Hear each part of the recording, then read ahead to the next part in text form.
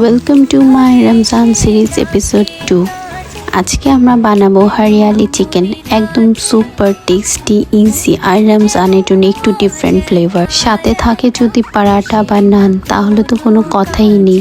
চলো শুরু করি। প্রথমে চিকেন ম্যারিনেট করব। নিব 1.5 কেজি চিকেন, দিব স্বাদ মতন লবণ, 1 চা চামচ গুঁড়া দুধ, 2 চামচ টক দই। এরপর অ্যাড করব black pepper, chilli flakes, chaat masala, সাথে টেস্টিং সল্ট অপশনাল। সব ভালো করে মিক্স করে এক পাশে রেখে দিব। এখন আসি হরিয়ালি গ্রেভি বানাতে। একটা জায়গায় নিব 2-3টা আদা কিউব, 3-4টা পেঁয়াজ, 3-4 কোয়া রসুন, সাথে ধনেপাতা, 7-8টা কাঁচামরিচ, চাল নিজের টেস্ট অনুযায়ী। অল্প পানি দিয়ে সবটা ব্লেন্ড করে নিব।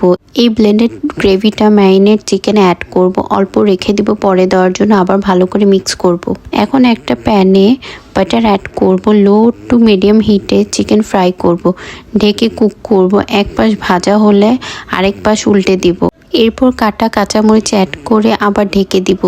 এখন যেটুকু ব্লেন্ড করা গ্রেভি রেখেছিলাম ওটা অ্যাড করব।